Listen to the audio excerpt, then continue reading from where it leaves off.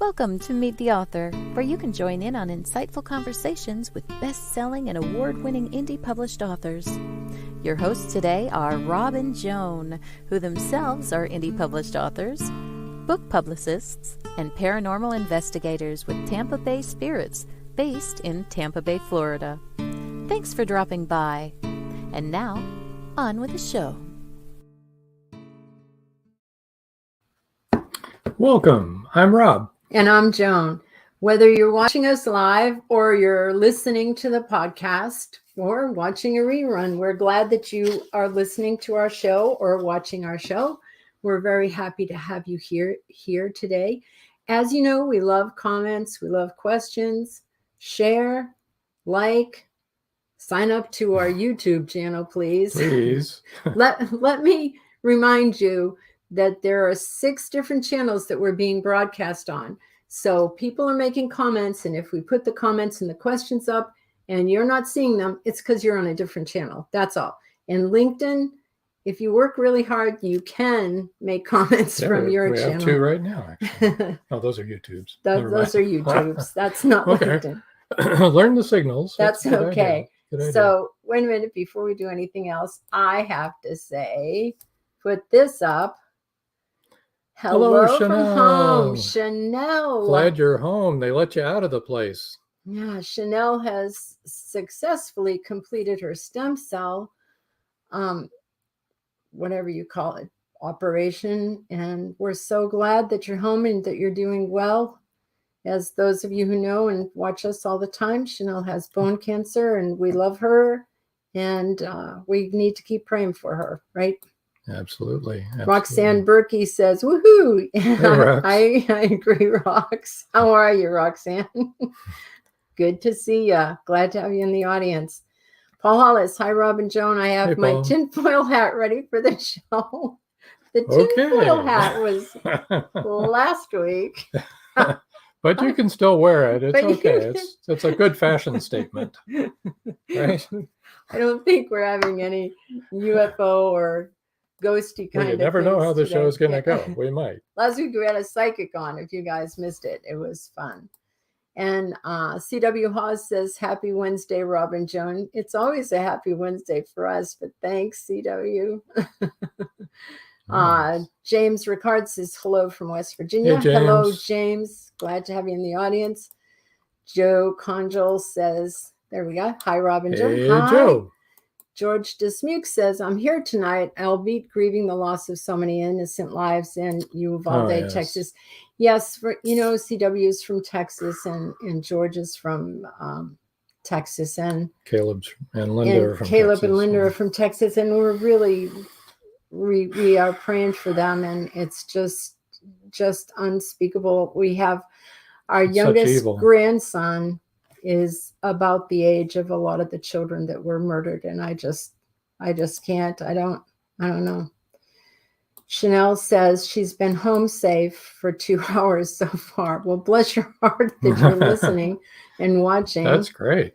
Roxy says, agreed, George, prayer for the family of those in Uvalde. Absolutely. Yeah, God bless them. Keep them coming. It's going to be a while. Tori Gates is in the house. Hey, Tori. Hey, Tori, how are you Chiming doing? in from LinkedIn. Oh, look.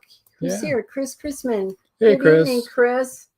How's your book coming along? He just released it. I hope it's selling like hotcakes. Me too. And Chris Chrisman said, so sad, and I cannot wrap my brain around it. No, it's impossible. I know. It's impossible. It's hideous. Roxy says, Chanel, we're glad you're here. Keep up the good fight. Amen. That's right, Roxy. Yeah. Oh, Chris says his book is doing great. That's doing great. That's awesome. That's awesome. Okay. Well, I suppose. Want to remind everybody, besides saying hello and all that. Yeah. But let's remind everybody to hop over to, if you can, after the show tonight, go over to Voice of Indie podcast on Blog Talk Radio. Beam Weeks and Stephen G's. Tonight's guest is author named Jason Gwynn. And that's on at 8 o'clock. And, don't leave our show until we're done. Really. And then you can go over there. Yeah, because we go over sometimes. Yeah, we do. Sometimes freshinkgroup.com, freshinkgroup.com. blogtalkradio.com. You can watch or listen to all of their episodes. Yeah, it's a podcast. And but it's a live podcast. They're all on there. And you can phone in. But you could, if you want to watch it live, you go to blogtalkradio.com tonight and find the episode there. Just search Voice of Indie Podcast. And if you call the number 516-453-9902, you can ask questions or comments. And any of you authors that are listening or watching, go ahead and write to them and get yourself a spot on their show. They'll be happy to have you. Yeah, they love. So Chris says people are liking his book. That's great. And Chanel says, thank you, everyone, for your prayers and your support. You're welcome. We'll keep it up. And Joe Conjal says, there's a full house tonight. Great way to take our minds off the terrible events of yesterday. Yes, absolutely. Joe, you're absolutely right. Absolutely. And Joe has little grandchildren, too, and it's just hard. I saw grandparents walking out of the school, and it was like they didn't bring their grandchild. So many lives have been touched by it. Yeah, awful, affected. Terrible. So let's get on to something a little more cheery. A little bit happier. A little happier. An author we've known for a long time. Would you like to give an intro for Doug? Oh, yeah. Are you prepared? Well, I'm not prepared, but okay. I think I can wing it. You can wing it, right? Oh, Chris Chrisman says, especially after Buffalo. I know, it's like, what? What is going on? I know. Okay, so tonight we have one, Doug J. Cooper, and he is a retired professor emeritus of chemical and biomolecular engineering at UConn, University of Connecticut. Not the UConn up there in Alaska way. Of the University of Connecticut. It's not quite that cold there. And he writes science fiction, and he knows what he's talking about because sure does. He's a brain. So, without much ado, let's bring in further ado, Mr. Cooper. Hello, Doug. Hello, Rob. Hello, Joan. Thank you for having me. Welcome aboard. You're welcome. We're glad that you're here. As Joe said, we have a full house tonight with a lot of people. Wonderful. That's good. So, Doug, I would like to know, why did you start writing? Oh, here, Chris Chrisman says he loves sci-fi. He grew up on sci-fi. Oh, Marjorie's checking in. Oh, Marjorie Daring just checked in, but I'm here. Hey, Marjorie, you made it. Slid into home. And Doug is our guest tonight. He's the author of Crystal Series, and we'll talk about that more later. And Paul Hawes says, hi, Doug. Hi, Paul. I recognize many of these names. It's pretty exciting. Yeah. I know. Isn't it fun? That's what we told you about doing this podcast. It's like, okay, we've known these people forever, and now we're actually getting to meet them. I'm sure many of you know who Doug is, because he's been retweeting you for 12 years or whatever, however long it's been. It's been a while, 10 years. Yeah.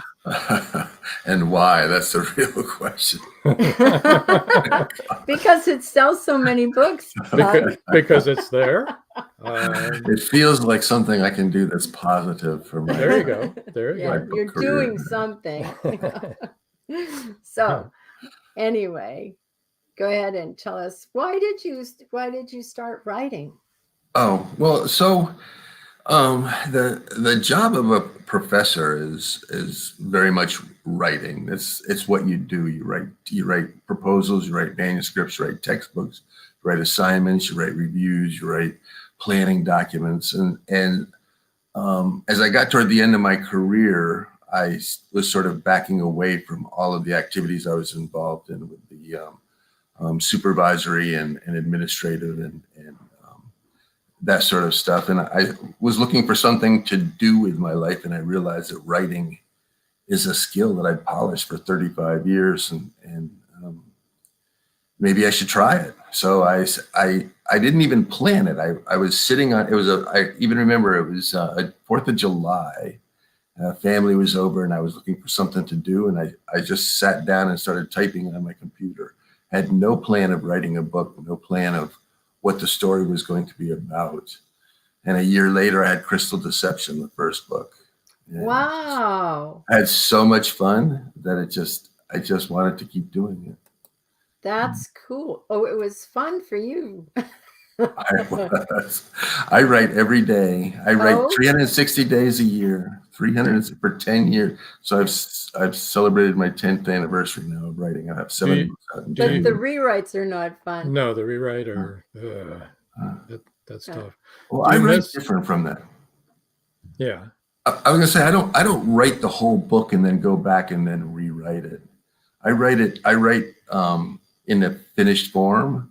So when I'm done for the day, everything behind me is done, and I have just blank pages in front of me. And so when I reach the end of my book, in 2 weeks, I'm ready to send it to the first reviewer. It's not traditional, but it works for me.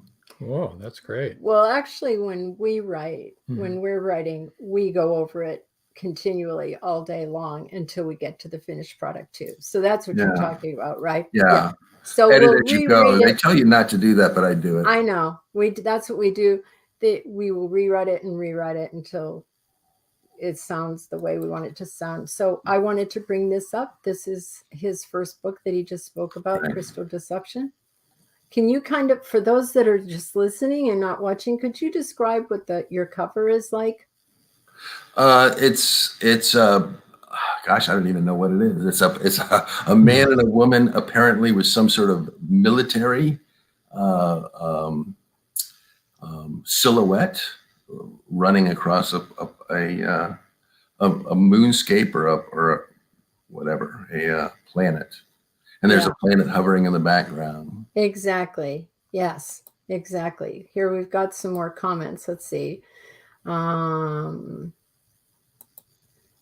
says that's the way to write. Chris what a cool. And make it up as I go along too.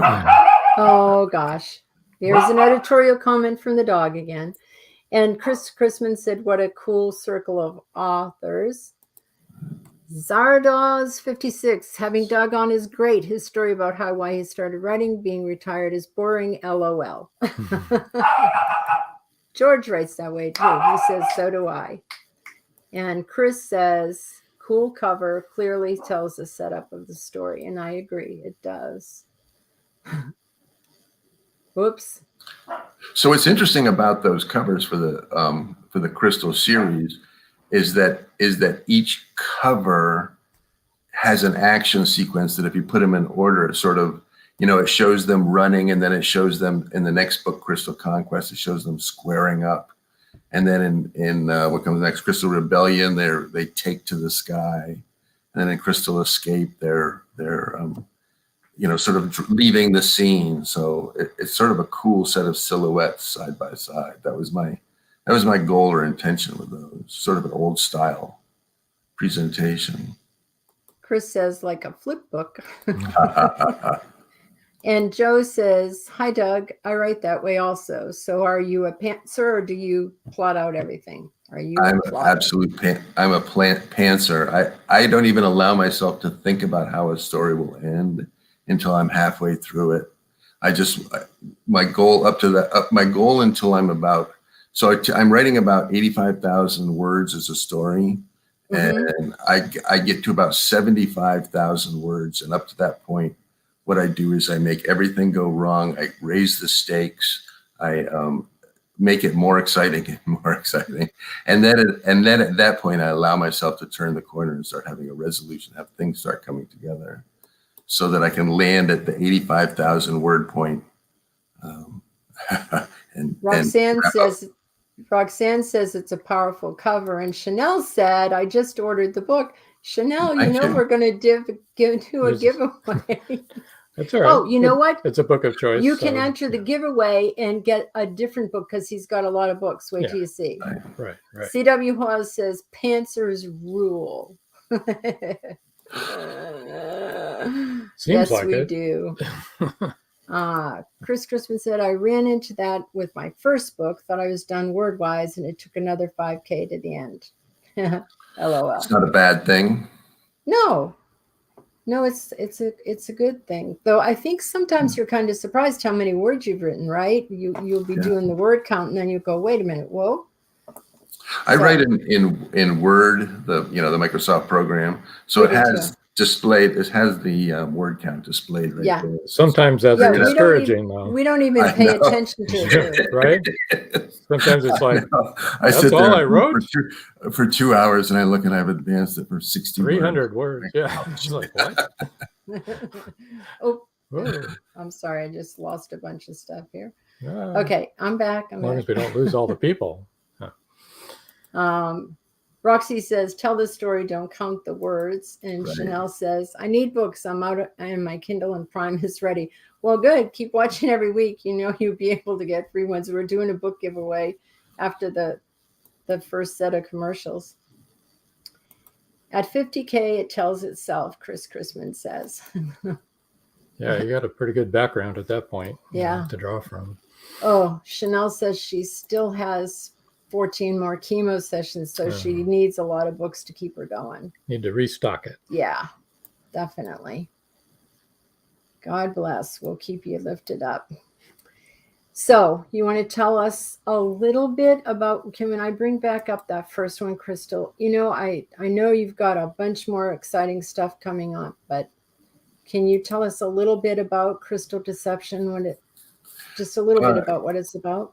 Sure. Let me do my best to see if I can summarize it here. So the concept is that there's a scientist. Her name is Juice, and she's working on this artificial intelligence, and she succeeds. She brings it to life, and this intelligence named Chris turns out to be incredibly powerful, 10,000 times a human's intelligence. And Chris immediately detects that the aliens that are currently in orbit, they've been traitors. So they've been just working with the Earth on a regular basis, on a commercial basis. They're planning to this entity. Chris is so smart. It starts tapping into all the connections on Earth, the communication systems, and it starts tracking and listening and coordinating all this information. It learns that the aliens are about to kidnap it because the aliens want it for themselves. And so that's the start of the story. From that point forward, you've got this entity that's smarter than everyone around you.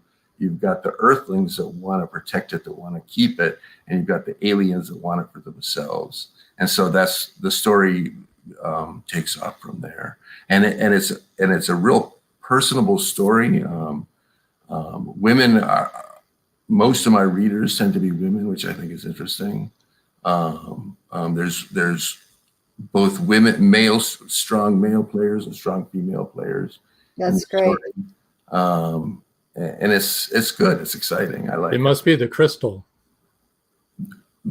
The crystal is. No. Okay, so Chris Chrisman's asking this question: how many books in this series? I'm going to show you real quick here. We're talking about the crystal deception. He has more than one series, but we'll go through that really quick. We have crystal deception. That's the first one. Then we have crystal conquest. That's the second. Then we have crystal rebellion. Guess which one that is? That's the third. And then we have crystal escape. That's the fourth. And then there's a prequel, which I believe is a free book, right? That's free all the time. Right, to get away if you sign up for the newsletter. If you sign up for his newsletter, you get Crystal Horizon for free, and it's the prequel to how this all started.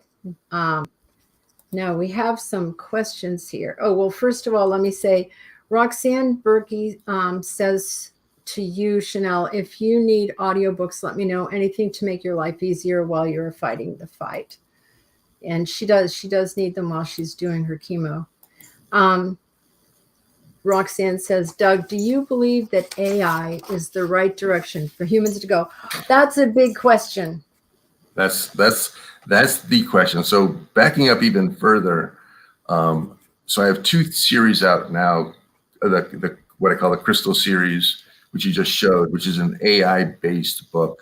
And then my next series is a trilogy, Bump Time. That's also an AI-based book. So AI is what is sort of my thing. It's what I write about, and I started getting interested in it. I did research in AI as a professor years ago, way back when it was fledgling, and so I became so fascinated by it. I wanted to learn more and pursue and think about its potential, and that's why I used it as a subject for my book.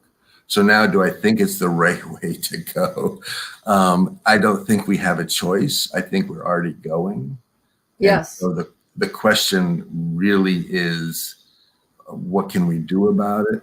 And I'll tell you, I'm nervous. I'm very concerned about the potential of this technology, what it can do, and how it's handled. It's right now what we're seeing is not really AI. The things that they call AI that's a marketing term. What they have is these really focused tools that can do seemingly amazing things like drive a car or something. Yeah. But they're very boxed in what they can do, and they don't think. They just react to stimulus as they've been programmed. But that being said, in the laboratories, there are people working on the next level of stuff, and that's the stuff that it's concerning, because we've all seen the movies, we've all read the books, right? Yes, we know how it ends. Roxanne says AI is invasive as can be. It's been here for a very long time, and Chris Chrisman said AI is the future now.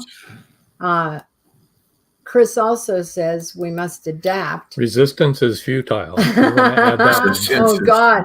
Yeah, the Borg, they are coming. Roxanne said, how much will we give it is the question. And then she also says, ML and AI is not the same. As a longtime user, not quite black hat, it really concerns me. That's Zardoz. Yeah. It is scary. I think it's scary. It's very scary. We need to break okay, go ahead. You want to break? What were you going to say? We need to break for our commercial. Oh, yeah, we're past commercial time. Yeah. Oops. Hate to point that out, but we do need to Hold take on, a break. folks. We Hold need that to take thought, a commercial break here. We can address that when we get back. Yes. And hang on just a second. Don't go away, folks.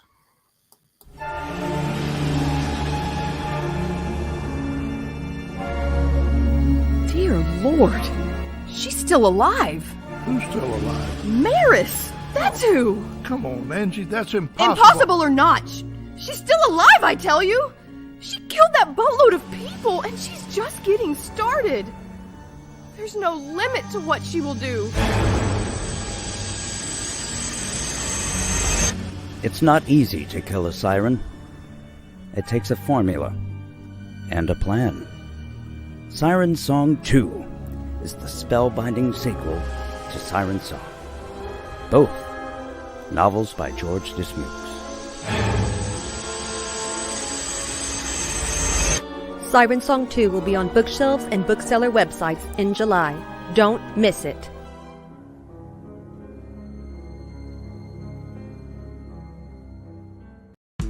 Hey, look at us. We've got a new store. Yeah, we do. It's pretty exciting. What can you find there? We have a number of designs available on t-shirts, hoodies, coffee mugs, laptop and phone cases, pillows, and new designs are coming in all the time. Sounds like a great place to shop for authors and readers. Yeah, and it's easy to find. It's simple. Just visit indiebooksource.com, click on the store tab, and you're there.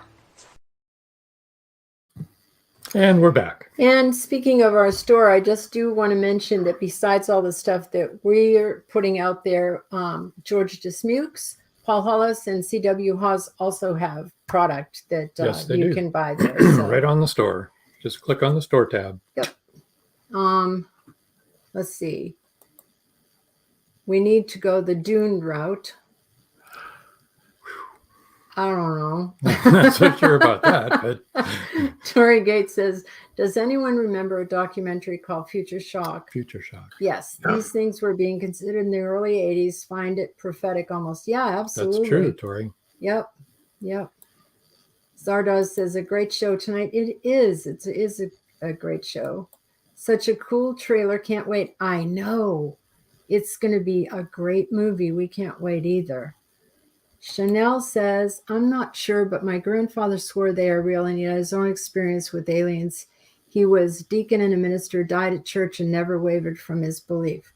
Oh, yeah. Oh, you're talking about AI, like the Borg. And Roxy says, agreed. It's a fun trailer. I just am more nervous about the AIs that we're inventing. Yeah.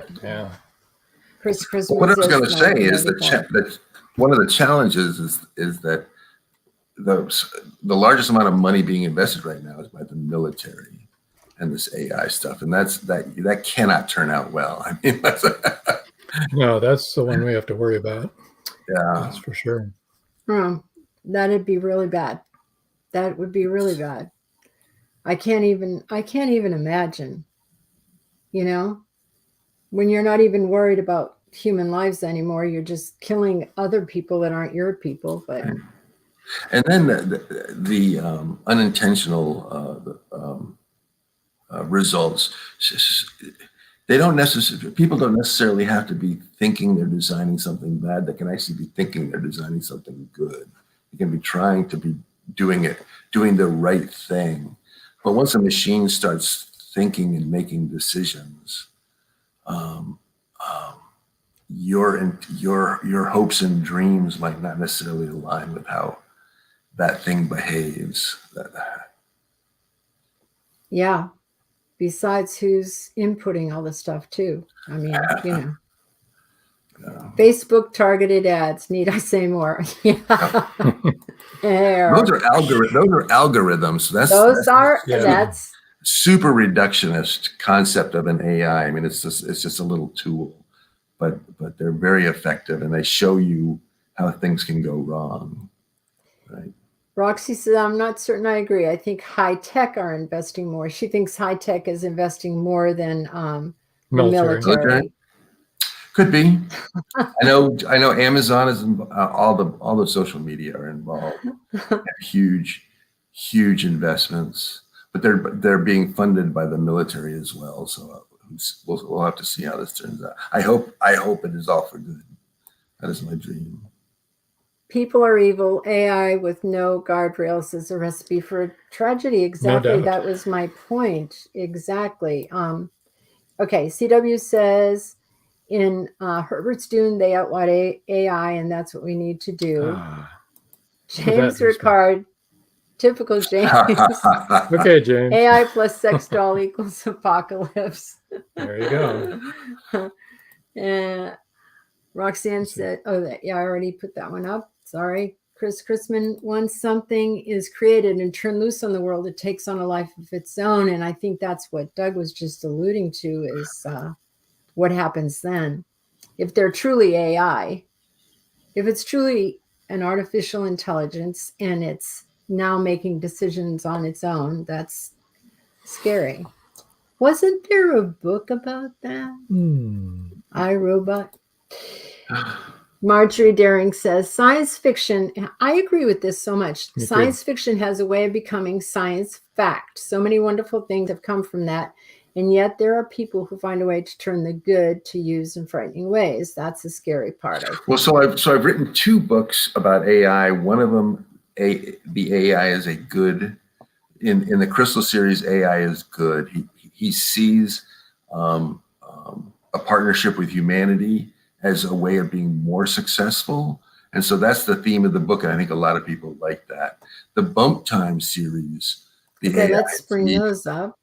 The AI is evil. The AI is not a good entity and is manipulating things for herself. So that's the other interesting thing.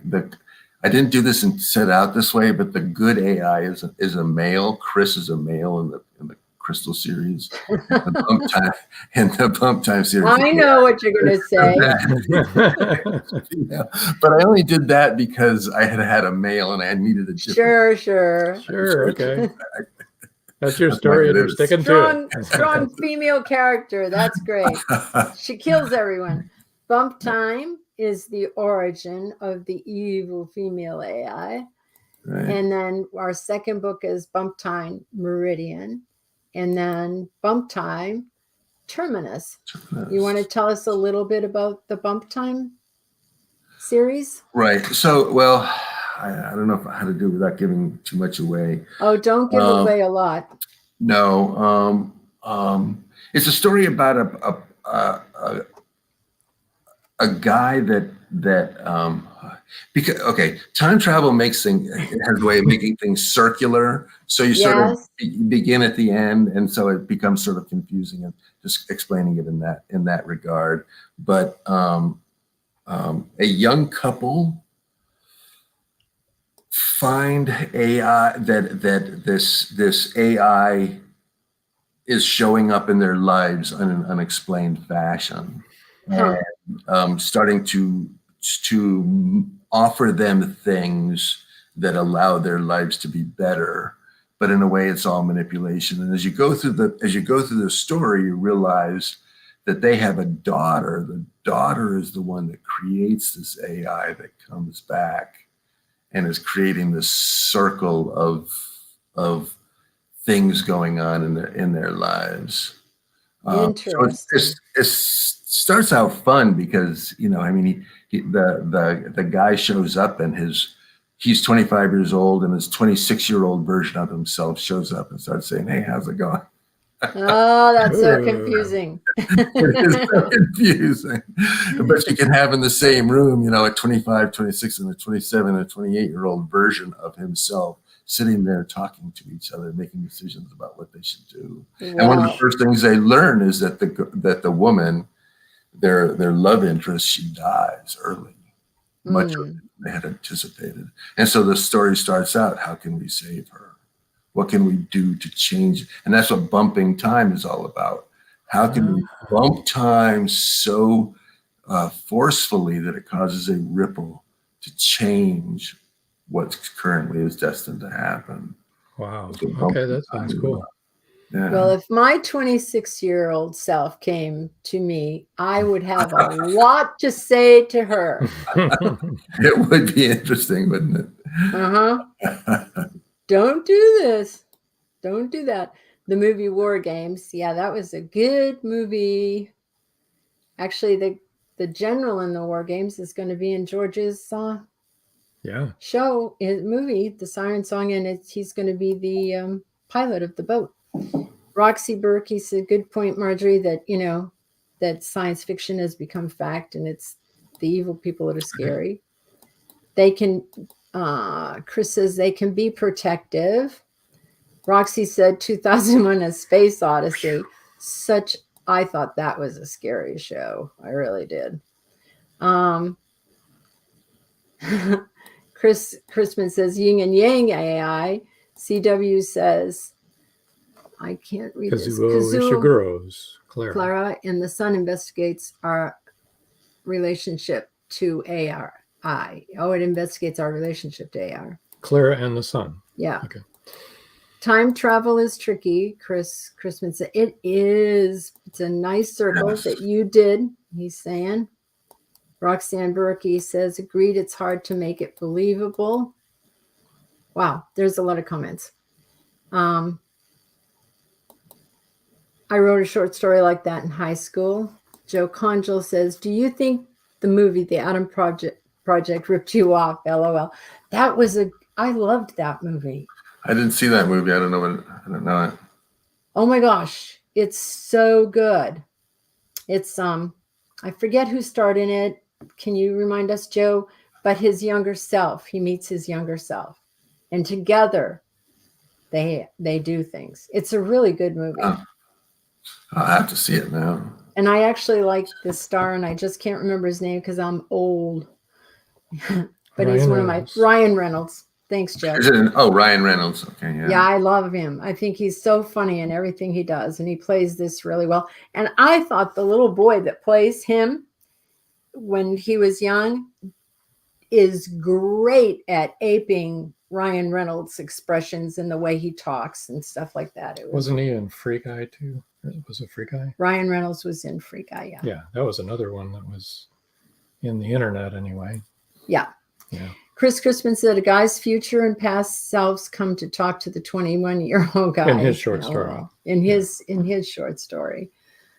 Okay. Well, that was a lot of questions and comments. We should probably do the book giveaway and tell people how we can reach. Oh, yeah. I need to let you know how you can reach Doug. Let me see. Let's start off with, you know what? We never put up the ticker. banner, so they don't know who you are. Now they do. Go.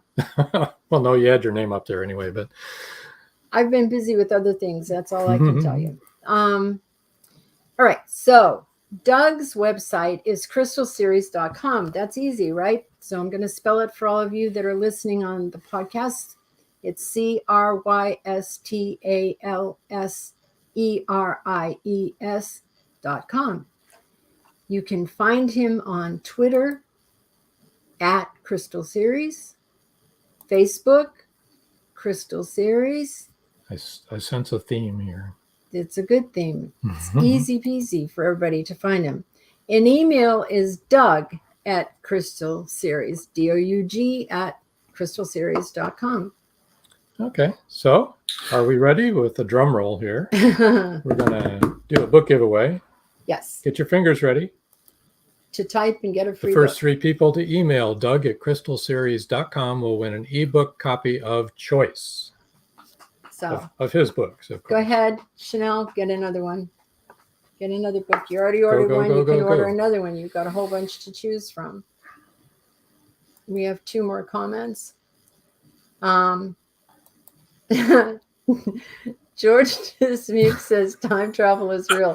Only yesterday I was 25. Today I'm a 79-year-old train wreck. Yeah. That's what I'm talking about, George. It was only yesterday that I was that 26-year-old that I'd like to give a good talking to, and now I am a 75-year-old wreck. My body is telling me, why did you do that? Chris Crispin said, I'm 27 every night I go to sleep, LOL. That's when we can sleep. I'm 75 every night when I go to sleep, and my body is feeling everything I did when I was 25. I used to like to dance a lot. In case you think it's anything weird, it was not. There we go. Well, shall we take our second break real quick here? Wow, it's time. This show is going really fast, Doug. Super fast. Yeah. We should be 100 by the time we get done with this. Or maybe we'd be our $26. Yeah, maybe. When we come back, we're going to talk about future projects. Future projects, yes. Now, a word from our sponsor. Yes. Many secrets are hidden within the darkness of the jungle. Behold, this one about a man, a woman, a black jaguar, and an ancient Maya legend. Two Faces of the Jaguar is a novel by George Dismukes that will take you deep into the jungle and capture your imagination until the last word. Two Faces of the Jaguar is book 1 of a trilogy. Two Faces of the Jaguar, where only the adventurous dare to read. Two Faces of the Jaguar, The Lost City, and The Jaguar's Quest are available on Amazon.com, Barnes & Noble, and many other bookseller websites. Two Faces of the Jaguar, the book people are talking about. Get your copy today.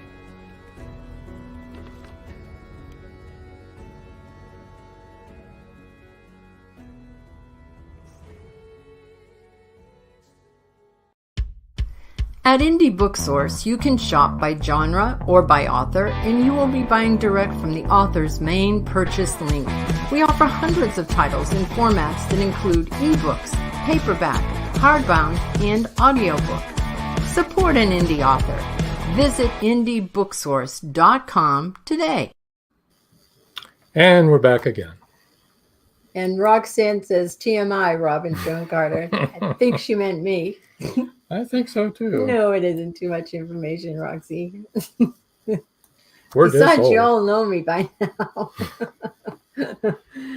Oh my goodness. Tell us about your future projects. Well, I'll be always what's happening next is the most exciting. I just finished the first book of my new series. This book is called Lagrange Rising. And what the story is it's a crime drama in space. For people who know like Jack Reacher or Lucas Davenport or Harry Bosch, it's sort of a Cuss Abbott, my investigator, is sort of a blend of that plus his own personalities.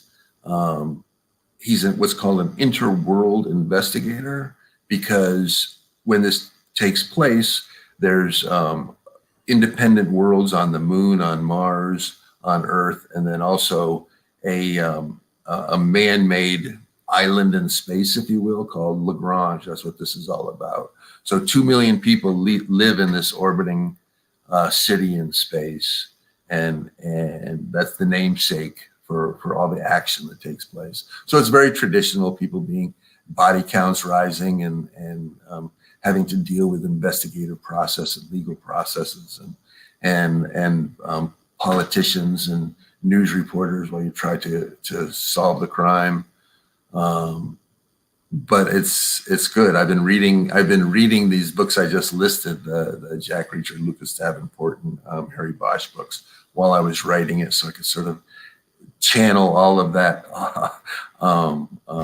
energy into my story, and it came out great. I'm really excited about it. Everyone who's read it so far says this is the one, so that's makes me feel real optimistic. So Chris Chrisman says noir.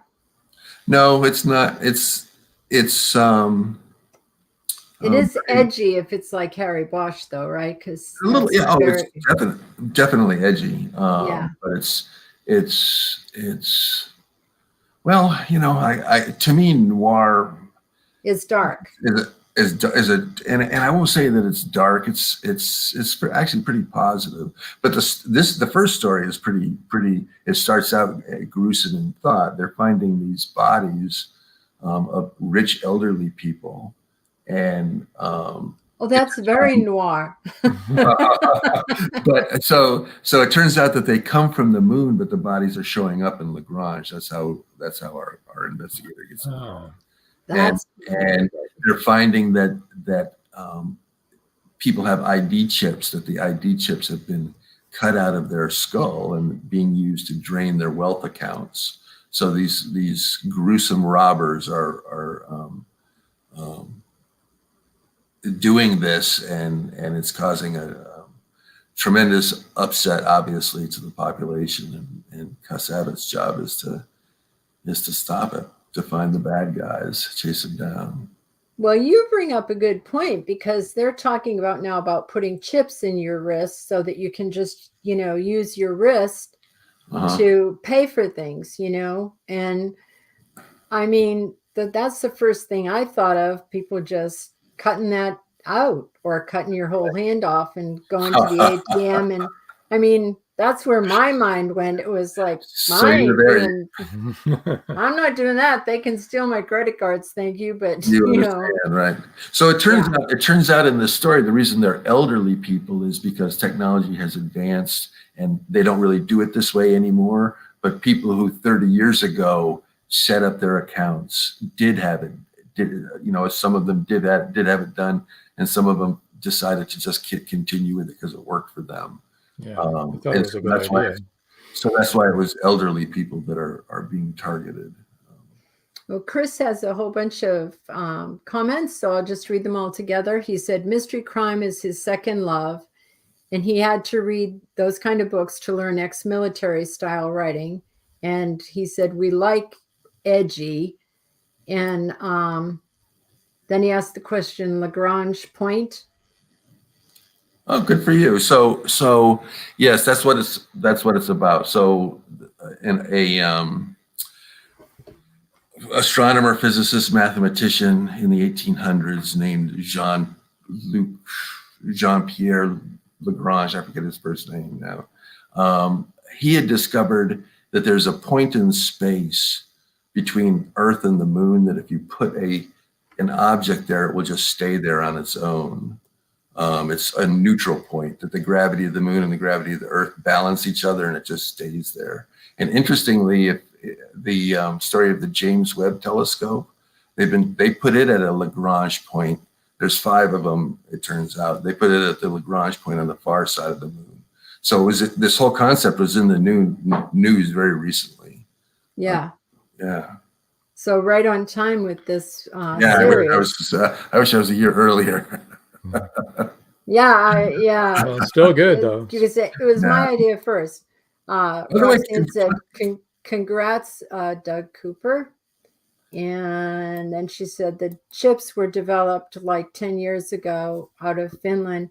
Hey, my dad was in banking and he told me that they would be doing this. And I've got to say, that was over 30 years ago that they were already planning on doing it. He sat me down and said, okay, this is where it's going. And they had some meetings in, maybe it was Belgium, Brussels, or Brussels. And he said that's where they were heading to do these chips in everybody's wrists. And can I make a plug while I'm on the air? If anyone, I'm going to be looking for ARC readers, advanced reader copies of this book in the next 3 weeks.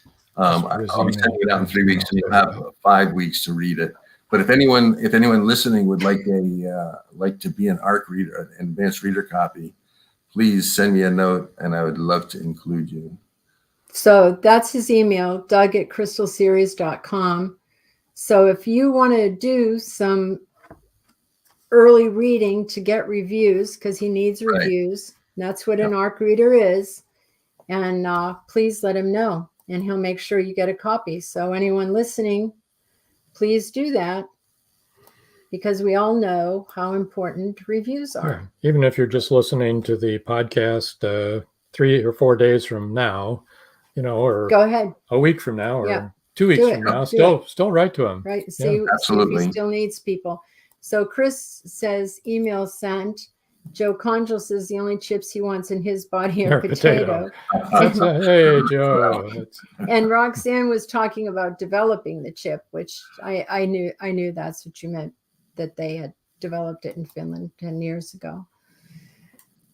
And Chris says he's an old telescope user. Me too. We have 2 of them, as a matter of fact, one computerized and one not. And a space nut. Yeah, me too. So if you're a space nut, this is a good, this Lagrange series is a good series, because it's all about navigating, the dealing in space, the weightlessness or artificial gravity. And so when do you expect it to be actually out? I'm trying to work through the math in my head. So I want to give it to the ARC readers at the last week of June, and then I want to give them 5 weeks, which would put me like August 1st. And then I guess I would say mid-August is when I'm hoping to have it out. Okay. I'd like to get it out as early in August as I possibly could, so I can get some readers. Yeah. Chris says it sounds brilliant. It does sound brilliant, doesn't it? It does sound brilliant. And Chris is the one that knew what Lagrange Point would be. Right. So he really is a space nut. So Doug, do you miss doing the professor thing? Not as much as I thought I would. It was my life for 35 years. Yeah. And right. It was a wonderful job. But I like being retired too. I like having my day be free, and I like writing, and so that's my creative outlet right now. It's this work. You have more time to write. Yeah. Yeah. But I don't seem to be more productive. That's the interesting thing. And you're probably busy doing other things. Chris says, as a writer, do you still feel like you're teaching through your books? Oh, absolutely. And in much more subtle ways, because you can put lessons in a few sentences. Yeah, he says creators must create. That's true. And you don't have to grade the exams afterwards. Exactly. I think though, when you're teaching, when I was teaching, I was touching 20 or 30 people in a class. With my textbooks and some of the software that I wrote, I would reach thousands. But I think with my books, I'm getting it to tens of thousands, and so in some ways, it is more impactful. Yeah, it is. You're right. That's true. And C.W. Hawes says retirement is the best. It is. It is the best. I agree. Novels are worldwide. Chris Chrisman says, yeah. You reach a lot more people. I mean, you reach a lot more people. Just all over the world. Yeah. And I mean, there's people all over the globe that listen to our podcasts. When it becomes a podcast, download the podcast and watch the video on Indie Book Source. And it's amazing. You really do. You have a worldwide audience. So sometimes we're shocked. Yeah. At some of the places that people are watching and listening. So Marjorie Daring says, teaching without having papers to grade. Exactly. So I'll tell you that one of the things about being a professor is you actually have students who grade for you. That's true. It's a wonderful job. Graduate students, that's what they're for, teaching assistants. And Roxanne Berkey says, I am so jealous. Retirement. Wow. Yeah, actually, one of our daughters has a part-time job where she grades papers for English because she's, as she said, she was raised by grammar Nazis. So she's good at grading English papers. Christmas says, my YouTube channel, I've been in contact with folks all over the world since late 2000s. It's awesome. It is. And CW says, fiction teaches without people realizing it. Yeah, it is. That's why I like to read, though. I learn things, and especially in science fiction books, because most science fiction books are based on real science, so you learn things. You do. Chris Chrisman says, most of my viewers have wanted to learn to write, speak English better. Yeah, that's why I think a lot of people listen to the show. Yeah. Aren't they learning great English?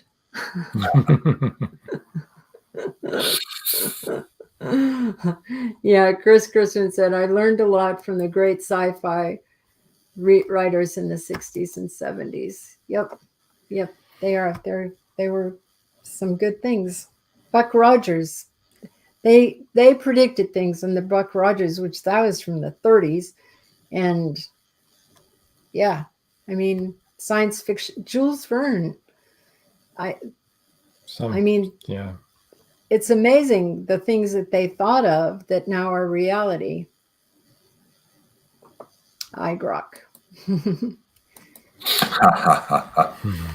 Actually, so Heinlein now he doesn't translate into the future. People don't like him as much. He's very sexist. But when I read him, the thing that really he taught me was that a good science fiction book is a good book that has science fiction. It's right. He just wrote stories that had a science fiction component rather than turning it around. So many of the people I was reading, it seemed like talking or communicating science fiction was more important than the story itself, and Heinlein really changed my whole viewpoint of the genre. So he was the stranger in a strange land with a grok. I grok. Right? I grok. I liked Isaac Asimov. I really did. Yeah, he was great too. Yeah. Yep. Chris would like to know, who is your favorite sci-fi writer? I think you just answered that, right? Those are the most influential. I'll be honest with you, I don't really read that much science fiction right now. I'm right now. You're writing it. Yeah, I'm reading the cop books so that I can channel that whole feeling into my new book, my new series. Joe Conchal said, that is so true. Good writing keeps your interest no matter the genre. And that's the truth. It needs to be good writing no matter what the genre is. Heinlein was a great storyteller. Yes. Yes, he was. When I was young, it was very unusual for females to like science fiction. So I was always the odd duck because I liked it. And Chris Chrisman says, characters drive the story. I agree. Yeah. They do drive the story, but you need a good story. That's true. And your Bump series, let's bring that up again. Just let people see those covers real quick here. Yeah. Who did your Bump covers time. for you? Oh, yeah, that's a good question. Demonza.com. Damon, I'm spacing on his last name. Demonza is That's okay. Yeah, if you go to demonza.com, DAMONZA, Demonza. They have really talented artists. Yeah, I've always been very happy with their. So this one must be that's the time machine that they're on either side. Yeah, that was a thought, and that these should be. One of the things I didn't like about this book is that guy's hat. I was worried that it implied an old time sense when I didn't really want that. But other than that, I really like the book cover. Yes, so that machine looks like a Dalek, kind of. Yeah, it looks like a Dalek. Yeah. And we know that's not good. Daleks are not good. Oh, so Zardoz said 4 minutes, guys. We can go over. The station manager doesn't mind. Cool covers, Chris Chrisman says. Oh, my goodness. They are cool covers. They are. They do look, it does look a little bit like Daleks. But Chris said he looked at the machine and thought time travel. Well, yeah. Good. Yeah, it looks like a time machine. Yeah. It is supposed to look like that. And it could be younger and older. I mean, you could even think of it that way. So. That's what I tried. That's what I was trying for. Yeah. Yeah. Well, it kind of worked. Doesn't time travel just really mess with your brain, though? I mean, it's like. Right. So actually, in this story, it's not what I did that made it sort of different. Is it really wasn't time travel? It was timeline travel, which is going to confuse the hell out of people listening. I'm not even going to talk about it. but in the story, each one of these timelines is independent. So if one of them changed, it didn't necessarily mean that all of them changed. There could be little differences in each timeline. Almost like multiverse. Exactly, multiverse. That's a better word. That's a better word for it. Yeah. So it's sequence. So what's going to happen in this timeline will happen in the next one, but there can be minor differences, right? Yeah. At that point, it then splits, right. Yeah. Many different ways. So I did my best to communicate. Roxy says, what a great show, Carter Novels. Thank you, Roxy. We appreciate it. It has been really good. Our audience makes it a great show. Yep, our guests and our audience. Great participation. I've been very That's for sure. impressed. Yeah. So, Doug, do you have any advice for newbies, people that haven't gotten out there yet and they're trying to get started writing? Boy, I wish I had good advice. It's just something you have to. It's something you have to keep working at. They say it takes 10,000 hours to master a skill, and if you work, think about it. A long way to go. Yeah, that's a lot. That's a lot of years of effort, and the only way to get started is to start. Just to write. Yeah, I think that's one of my running theme. Yeah, one of my favorite sayings is the best time to plant a tree was 20 years ago. The second best time is today. Right? There you go. So never too late. Start writing. Yeah, I know. I started writing at 57. I have 7 books out. Yeah, that's good. Good time to start. So Chris says it's happened before and will happen again. He's talking about the timeline. Yeah. And James Ricard said, super fast show. It was so fast. And fun. It was fast. It was fun. And yeah, we almost missed some commercials there because we were too interested in what was going on. So, want to thank you for joining us. Yeah, great guest. Thank you. I really enjoyed it, and thanks to your audience as well. We'll have to have you back sometime after. Love to get your new book out and stuff. Yeah. So I'm going to move you over to the side. Okay. There we go. I hope I didn't jolt you there. Paul Hollis says, another fast and awesome show. Thanks, Doug, Rob, and Joan. You're welcome, and it was. And thank you guys. Joe Conjal says, love the show. Super fast hour. It really was. And thank all of you and all that you contributed. Yeah, for sure. We appreciate our guests and our audience so much. A couple of things to talk about. This Saturday, episode Rewind will be episode 26. Author PJ Mann. Oh. From, where was she? Well, she's Italian, but she lives in Finland. Yeah, we interviewed her in Finland. We weren't in Finland. Let me be clear about that. She was in Finland. We were not. But that's at 5:30 p.m. 5:30 Saturday evening. This coming Saturday, right here where you're watching right now, you can watch.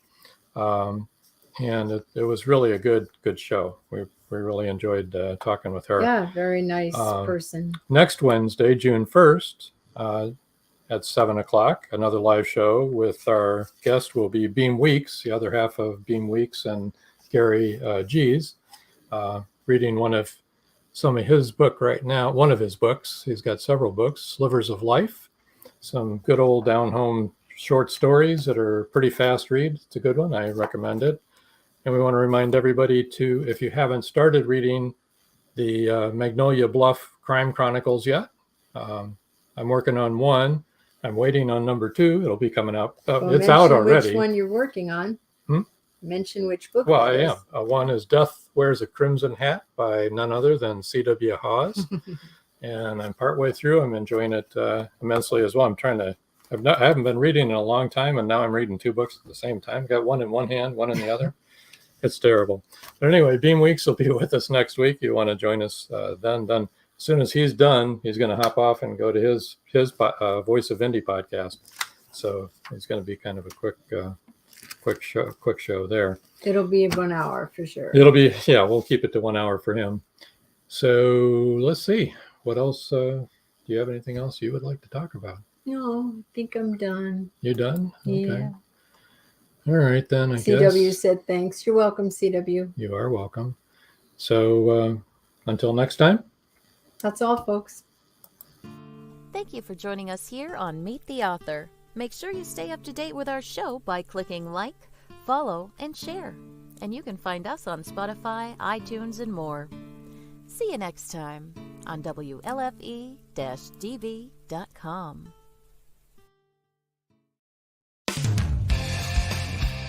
You've been listening to WLFE-DB.com, where our shows are your shows.